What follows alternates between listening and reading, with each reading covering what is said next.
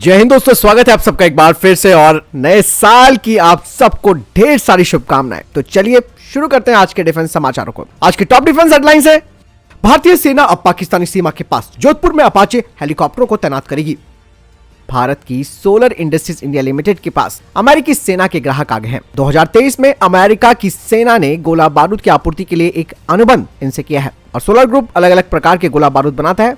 हालांकि ऑर्डर के साइज का पता नहीं है। लेफ्टिनेंट जनरल आरसी तिवारी ने संभाली ईस्टर्न कमांड की कमान। एक्सरे पोलारिमेट्री सैटेलाइट यानी कि एक्सपोसैट का आज सुबह सफल परीक्षण किया गया। यह मिशन ब्लैक होल और न्यूट्रॉन स्टार्स की स्टडी करेगा। नेशनल एरोस्पेस लिमिटेड के द्वारा तैयार किए गए हैब्स ने अपनी पहली उड़ान भरी। अमेरिका ने लाल सागर में हुती हमलों को विफल किया। इसके अलावा उनके जहाजों को नष्ट किया, जिसमें कि 10 आतंकवादियों को मार गिराया गया। रक्षा मंत्री राजनाथ सिंह ने मथुरा के वृंदावन में प्रथम पूर्ण बालिका सैनिक स्कूल का इनॉग्रेशन किया, जो कि रक्षा क्षेत्र में लड़कियों को सशक्त बनाने की दिशा में एक ऐतिहासिक पहल है। इसरो ने आज पीएसएलवी रॉकेट पर भविष्य के अंतरिक्ष स्टेशन के लिए ऊर्जा स्रोत का परीक्षण करने के लिए ईंधन सेल को लॉन्च किया। यह अंतरिक्ष मिशन में कुशल ऊर्जा स्रोत के लिए एक नई तकनीक है और इसी के जरिए भारत की योजना 2028 तक अंतरिक्ष स्टेशन का पहला भाग लॉन्च करने की है। डीआरडीओ की वीएलएसआर सैम का राजपूत क्लास की डिस्ट्रॉयर से सफल टेस्टिंग के बाद अब डीआरडीओ एक दूसरी मिसाइल रिफर्बिशमेंट कर रहा है दूसरे नेवल शिप्स के लिए, जिनसे कि इस वीएलएसआर सैम को टेस्ट किया जाएगा। आईआईटी दिल्ली और फ्रांस की फर्म इंडिया पार्टनरशिप करेगी under water target tracking algorithm पर। यूक्रेन ने अपने काटो एयरबॉर्न इलेक्ट्रॉनिक इंटेलिजेंस सिस्टम का टेस्ट किया, जो कि S-400 एयर डिफेंस सिस्टम को डिटेक्ट कर सकता है। साथ ही ये रेडियो इलेक्ट्रॉनिक्स प्रोटेक्शन मैकेनिज्म और फाइटर जेट्स को भी डिटेक्ट कर सकता है। भारतीय फर्म भैरवा रोबोटिक्स ने अपने रोबोटिक क्वाड्रॉप्ट अनमैन्ड ग्राउंड व्हीकल का अनावरण किया, जिसका नाम स्वान है। इसका डिजाइन और मैकेनिकल जो इंटीग्रेशन है वो पूरा हो चुका है और अब इसका इलेक्ट्रॉनिक इंटीग्रेशन चल रहा है।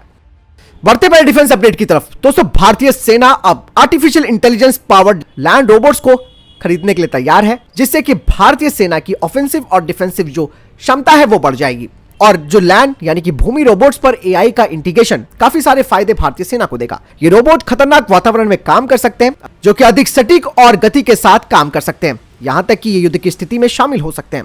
उनकी ऑटोनोमस क्षमताएं उन्हें मानवीय हस्तक्षेप के बिना बदलती हुई परिस्थितियों में अनुकूल ढालते हुए रियल टाइम में निर्णय लेने की अनुमति देती है। भारतीय सेना अब इन एआई संचालित रोबोटों को अलग अलग प्रकार की भूमिका निभाने में करेगी, जिसमें कि आक्रामक अभियानों में वे टोही यूनिटों के रूप में काम करेंगे, खुफिया जानकारी एकत्रित करेंगे और दुश्मन के ठिकानों की पहचान कर सकेंगे। इसके अलावा दुश्मनों की किलेबंदी तोड़ने, वहां पर फायर करने और यहां तक कि टारगेटेड हमले करने के लिए भी तैनात किया जा सकता है। आपको बता दें कि रक्षात्मक रूप में ये जो रोबोट्स है वो सीमाओं पर गश्त भी करेंगे और हमारे महत्वपूर्ण बुनियादी ढांचों की रक्षा करेंगे। इनका इस्तेमाल माइंस का पता लगाने और उन्हें साफ करने के लिए भी किया जाएगा, जिससे कि मानव सैनिकों के लिए जोखिम काफी कम हो जाता है। यही नहीं, ये अतिरिक्त दूर दराज के इलाकों में प्राथमिक चिकित्सा और चिकित्सा सहायता प्रदान करने का भी काम करेंगे, ताकि युद्ध की स्थितियों में लोगों की जान बचाई जा सके। इन रोबोट को विकसित करना और तैनात करना भारतीय सेना की क्षमताओं में एक बहुत बड़ी बढ़ोतरी कर देगा और इस टेक्नोलॉजी को अपनाकर भारतीय सेना अपनी ऑपरेशनल इफेक्टिवनेस को महत्वपूर्ण रूप से बढ़ा सकती है। और दोस्तों, ये जो रोबोट्स हैं जो आर्टिफिशियल इंटेलिजेंस से लैस होंगे, उन्हें भारतीय कंपनियां ही तैयार करेंगी। चलिए बढ़ते हैं नेक्स्ट अपडेट की तरफ। भारतीय वायुसेना के पूर्व प्रमुख एयर चीफ मार्शल आरकेएस भदौरिया जी ने कहा कि upgraded Tejas mark 1 fighter jet एक शानदार फाइटर जेट है, जो वर्तमान में जो हमारा मिराज 2000 है उससे कई पहलुओं में बेहतर भी है। साथ ही उन्होंने कहा कि तेजस MK-1A फाइटर जेट MiG-21 का प्रतिस्थापन नहीं है, बल्कि टेक्नोलॉजी और मारक क्षमता के मामले में एक बड़ी छलांग है, जिसने MiG-21 और आश्चर्यजनक रूप से मिराज 2000 दोनों को धूल चटाती है। यही नहीं, उन्होंने मिराज 2000 की क्षमता को भी एक्सेप्ट किया, लेकिन उन्होंने कहा कि तेजस मार्क 1A की तुलना में इस फाइटर जेट में ISR रडार की कमी और इसके हथियारों की जो सीमितता है वो इसकी कमियां रही हैं। लेकिन अब तेजस मार्क 1A फाइटर जेट्स इन सारी कमियों को दूर करके भारतीय वायुसेना के शस्त्रागार में वास्तविक रूप से एक नई ताकत प्रदान करेगा। साथ ही आरकेएस भदौरिया जी ने 5th जनरेशन फाइटर जेट्स के बारे में भी बताया। उन्होंने कहा कि AMCA और जो तेजस मार्क 2 प्रोग्राम है उन्हें एक साथ आगे बढ़ाना चाहिए और AMCA को अगले 10 सालों में IOC सर्टिफिकेशन मिल जाएगा, जिसमें कि हम 6th जनरेशन की टेक्नोलॉजी का भी समावेश करेंगे। और यही नहीं, उन्होंने आगे बताया कि कुछ और नई तकनीकें जैसे कि airborne directed energy weapon, next generation sensor data fusion, advance electronic counter measures और मैन अनमैन टीमिंग को भी आगे बढ़ाना होगा। चलिए बढ़ते हैं नेक्स्ट अपडेट की तरफ। भारतीय वायुसेना अब अपने सुखोई 30 MKI फाइटर जेट्स को अगले 20 सालों तक फ्लीट में बनाए रखने की तैयारी कर रही है। इसके लिए सुखोई 30 MKI फाइटर जेट में कई तरीके के टेस्ट और बदलाव किए जा रहे हैं, जिसे कि HAL के द्वारा किया जा रहा है। जल्दी भारतीय कंपनियों से 3 लाख करोड़ रुपए से अधिक मूल्य के उपकरण भी HAL के द्वारा खरीदे जाएंगे।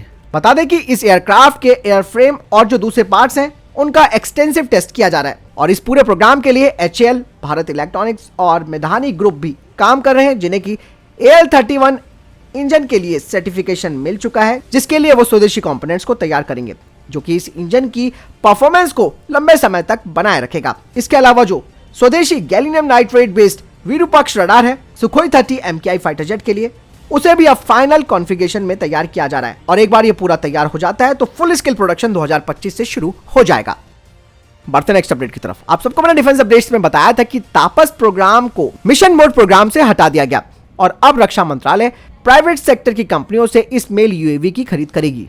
बता दें कि अभी तक 2 प्राइवेट सेक्टर की जो कंपनियां हैं उन्होंने इस प्रोजेक्ट के लिए अपना इंटरेस्ट व्यक्त किया है, जिसके तहत वो स्वदेशी रूप से इस मेल UAV को तैयार करेंगे और उसके लिए उन्हें मिनिस्ट्री का सपोर्ट चाहिए, खासकर की फंडिंग और तापस प्रोग्राम की टेक्नोलॉजी ट्रांसफर के लिए।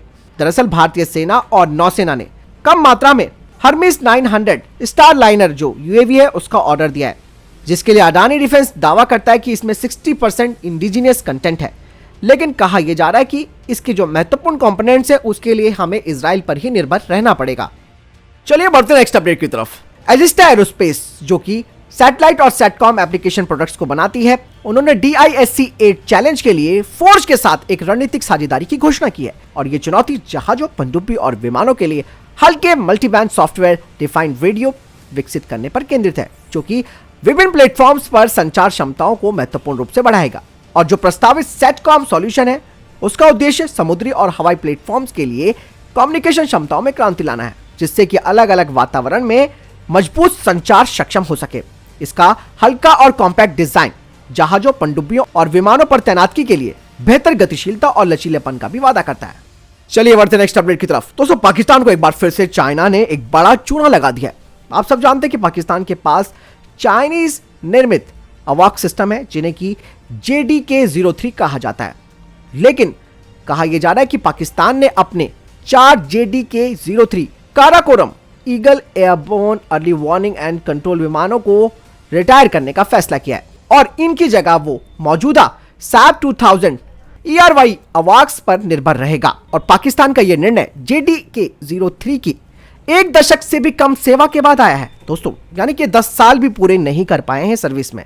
इससे पाकिस्तान की जो एयरबोर्न क्षमता है उस पर अब सवाल उठने लगे हैं। दरअसल दोस्तों, मैं आपको बता दूं कि चाइना का शनाक्षी Y-8 विमान पर आधारित JDK-03 है, जो कि पाकिस्तान की वायु रक्षा प्रणाली के लिए एक महत्वपूर्ण खरीद के रूप में देखा गया था। इसका एक बड़ा और घूमने वाला रेडोम है, जो कि इसकी विस्तारित सीमा और बढ़ी हुई सिचुएशनल अवेयरनेस का दावा करता है। इसे पश्चिमी और पूर्वी दोनों सीमाओं पर पाकिस्तान ने निगरानी के लिए लिया था। अब लगता है कि इस विमान के प्रदर्शन से वो संतुष्ट नहीं है।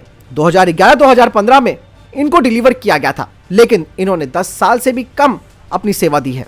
यही नहीं, इन चीनी अवाक्स विमानों की जो विश्वसनीयता और ऑपरेशनल लागत है उससे भी पाकिस्तान की चिंताएं बढ़ी। इनमें कई तरीके की तकनीकी समस्याएं थी और यही नहीं, पाकिस्तान ने JDK-03 को 5 महीने पहले चीन वापस भेज दिया था, जिनमें मिड लाइफ अपग्रेड किया जाना था। ऐसे में दोस्तों, पाकिस्तान अब पूरी तरीके से SAP 2000 एरी अवाक्स पर निर्भर है। ये स्वीडिश निर्मित प्लेटफॉर्म काफी विश्वसनीय साबित हुआ है। अब आप समझिए दोस्तों, चाइना जिस तरीके से अपने फाइटर जेट्स और अपने सिस्टम्स की बढ़ा चढ़ाकर जो वादे करता है, उनकी हकीकत ये है। हालांकि हम ये नहीं कहते कि चाइना जो एक्सपोर्ट करता है माल वो किस ग्रेड का होता है, क्योंकि इससे पहले कई और देश है जिनको चाइना चूना लगा चुका है हथियारों के मामले में। लेकिन हो सकता है कि चाइना हमें कम नहीं समझना चाहिए, हो सकता है कि चाइना अपने लिए बेहतर चीजें बनाता हो। फिलहाल आपको क्या लगता है कमेंट सेक्शन में लिखकर जरूर बताइएगा। बढ़ते नेक्स्ट अपडेट की तरफ। दोस्तों, कुछ रिपोर्ट सामने आई हैं, हालांकि हम उसकी पुष्टि नहीं करते, जिसमें कहा गया है कि मोस्ट वांटेड आतंकवादी और कांधार अपहरणकर्ता मसूद अजहर सुबह 5 बजे अज्ञात लोगों के द्वारा एक विस्फोट में मारा गया है। फिलहाल इसकी पुष्टि होना बाकी है, लेकिन दोस्तों ये काम भी किसी अननोन मैन ने किया है और अंदाजा आप लगाइए कि ये अननोन मैन कौन है। तो फिलहाल ये थे अभी तक के टॉप डिफेंस अपडेट्स। वीडियो के संबंध में कोई प्रश्न जवाब या आपको कोई सवाल है कमेंट सेक्शन में लिखकर जरूर पूछ सकते हैं। वीडियो को लाइक और शेयर जरूर कीजिएगा। जय हिंद, वंदे मातरम।